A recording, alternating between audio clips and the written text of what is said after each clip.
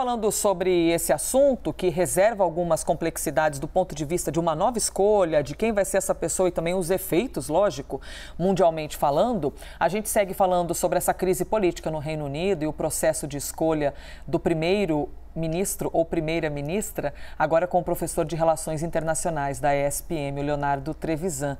Professor, obrigada, pela gentileza de estar aqui com a gente nessa nossa programação da CNN. Obrigado, Elisa. Obrigado, Tainá.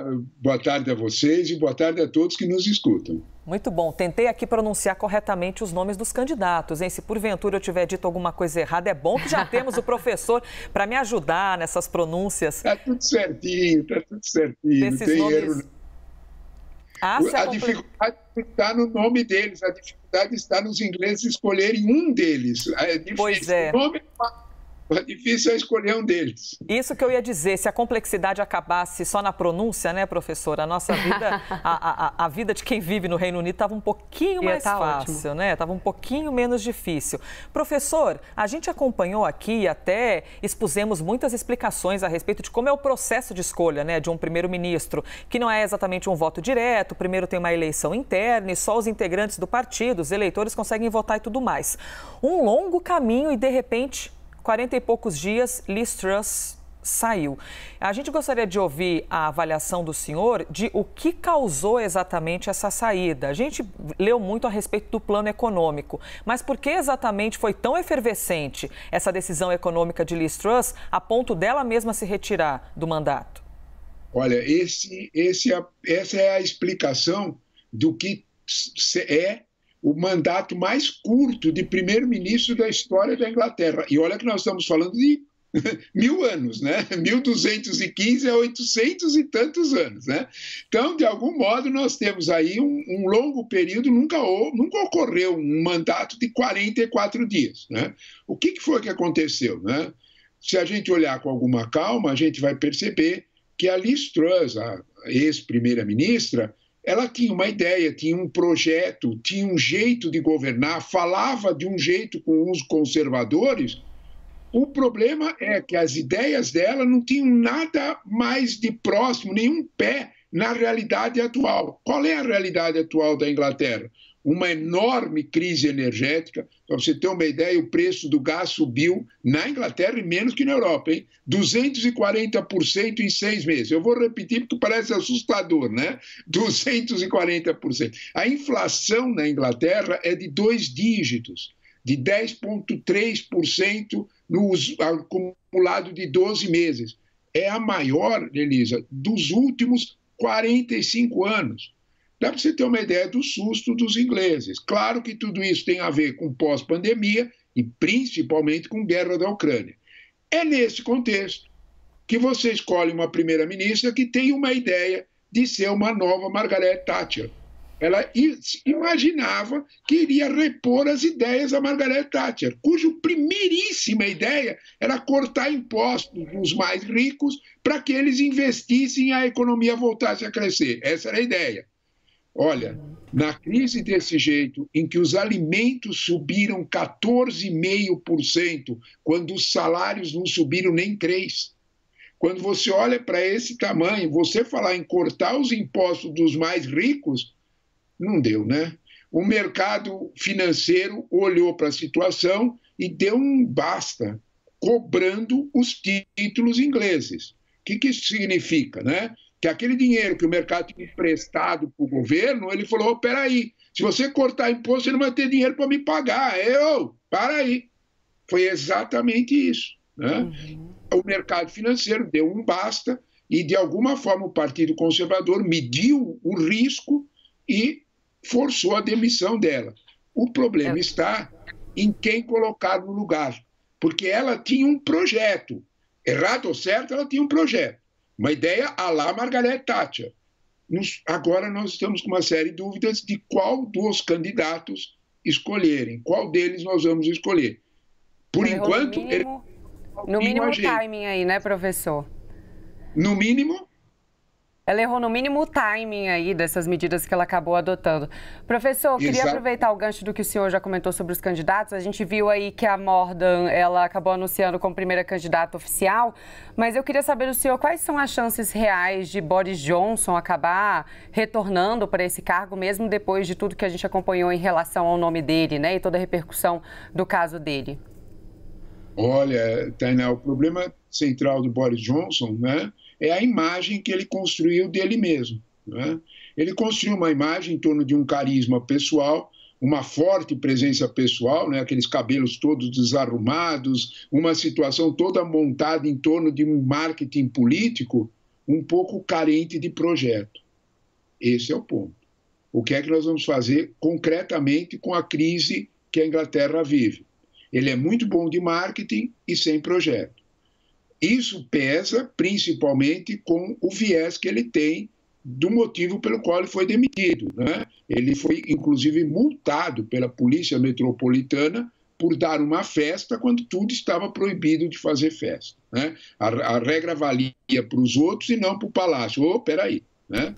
Então, esse ponto está, né? Nós temos, então, a possibilidade dele voltar é grande. Nós precisaríamos entender como é que é o sistema de escolha para primeiro-ministro para entender as possibilidades do Boris Johnson. Os conservadores têm maioria absoluta na Câmara inglesa, no parlamento inglês. 357 deputados em 650. Maioria absoluta. São esses deputados que escolhem na primeira fase. Como que eles escolhem? Qualquer candidato para virar primeiro-ministro, substituindo a Liz Truss dentro do Partido Conservador, precisa arranjar 100 apoios desses conservadores. Uma centena.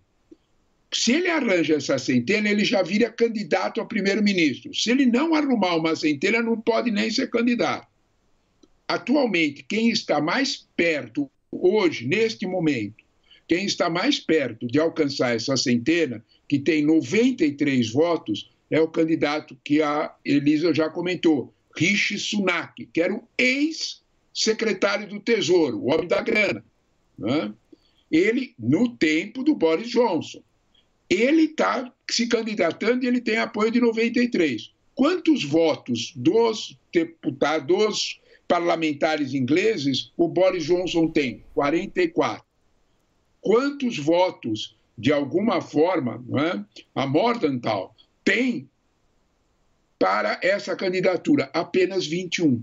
Então, olha como é que nós estamos. Nós estamos um com bem perto de 100. Se ele alcançar 100 e os outros não alcançarem, ele está escolhido.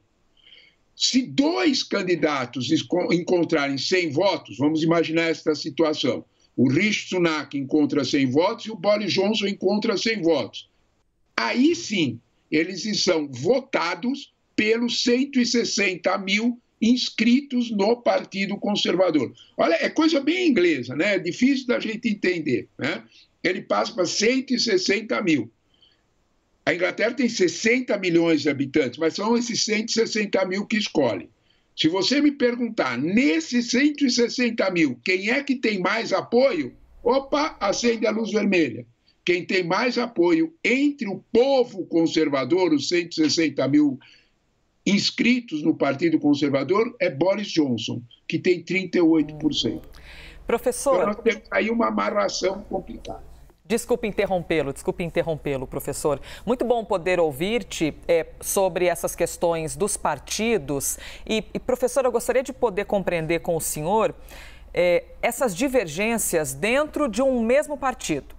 Por quê? A gente está falando de Liz Truss, que faz parte do Partido Conservador, que é o mesmo partido de Boris Johnson e que é o mesmo partido de outros integrantes. Por qual motivo uma decisão vinda do mesmo partido não agradou? Porque a gente não está falando de uma mudança de partido, está falando de uma mudança de figura. Então é interessante compreender essas divergências, né, entre essas figuras políticas dentro do mesmo Partido Conservador. Exatamente, esse é o problema.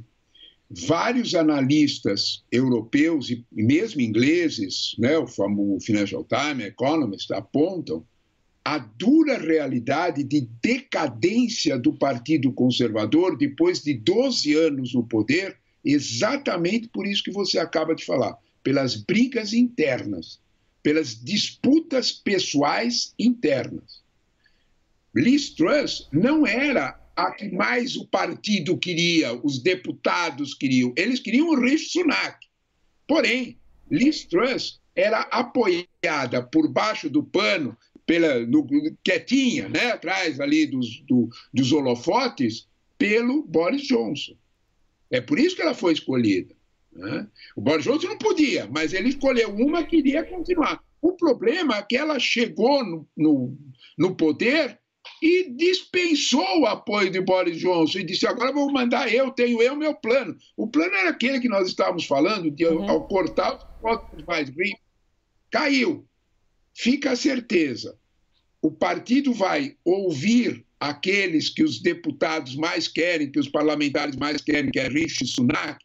Rishi Sunak, você vai me perguntar o que ele tem de diferente da Liz Truss? Tudo. Rishi Sunak fala em aumentar impostos, não baixar. Por isso que o mercado financeiro gosta dele. Ele fala em aumentar impostos. Quando aumenta os impostos, há equilíbrio financeiro. Equilíbrio financeiro, você paga os empréstimos. É isso. Quando nós olhamos para esta realidade, nós percebemos que o Partido Conservador está hoje absolutamente contaminado, para usar a expressão do Financial Times, contaminado pela decadência, pelo tempo de poder. Então, vai fazer eleição geral para escolher alguém que eles não querem, não. Porque se você fizer eleição geral hoje na Inglaterra, quem ganha são a oposição, são os trabalhistas, que estão 30% à frente dos conservadores. Não há dúvida nenhuma que a Inglaterra enfrenta uma crise que é talvez, como vários jornais apontaram, a crise mais grave desde a Segunda Guerra Mundial. Com certeza. Que tenha tantos primeiros ministros em tão pouco tempo. Por favor. Pois é, professor, justamente pegando esse ponto, essa deixa que o senhor levantou agora, de que forma essa quantidade tão grande de trocas na figura do primeiro-ministro acaba impactando na autoridade dessa figura de primeiro-ministro internamente no Reino Unido? E se é que impacta? Olha, você está fazendo uma pergunta que é absolutamente compatível com tudo que os analistas estão apontando para a realidade inglesa, né? Inclusive, a revista The Economist, que é uma revista bastante conservadora, liberal-conservadora, com 150 anos de vida, né? Uma revista que é a cara do establishment britânico, né? Ela fez uma capa muito provocativa, que é uma boa resposta para a tua pergunta. Ela fala que a Inglaterra, o Reino Unido, hoje está se transformando na Great Italy, né? Na Britaly, né? Na Bretanha misturada com Itália. Por que isso? Porque a Itália é o símbolo dos primeiros ministros que duram pouco e que caem a cada pouco e que vive de crise em crise. A poderosa Inglaterra hoje é comparada com a confusa Itália. Esta situação deixa o quadro da política inglesa muito instável, que é exatamente a tua pergunta. A Inglaterra, que já foi governada por Winston Churchill, por exemplo, com tudo que a gente tem de memória dele, de força, hoje é governada por pessoas que duram 40 dias no poder. Esse quadro ele traduz a profundidade, e essa palavra é perigosa e difícil, ninguém quer usar, da decadência do poder inglês. É isto que preocupam os analistas e preocupa os grandes jornais ingleses. O que está aparecendo, a tua pergunta é exata. O primeiro-ministro não tem poder porque, de fato, há uma crise na produtividade, no crescimento econômico, há uma crise na realidade inglesa que se aparece na política, que nasceu primeiro na economia. Esse quadro é um quadro que traduz, de alguma forma, o que talvez esteja acontecendo não só na Inglaterra, mas na Europa toda. E essa instabilidade que traz uma desordem, né, professor? Se nós, seres humanos comuns, no nosso dia a dia, a gente gosta de alguma estabilidade, imagine numa estrutura de poder, né? O quanto, o abalo que isso não causa para o próprio território e também para o mundo todo. Professor, obrigada, viu, pela gentileza. Ouvimos aqui o professor de Relações Internacionais da ESPM, Leonardo Trevisan. Muito bom aprender aqui com o senhor. Obrigada, viu? Obrigado a vocês pelas interessantes perguntas, Tainá e Elisa. Muito agradecido. Boa tarde a todos. Obrigada ao senhor, professor. Bom sábado.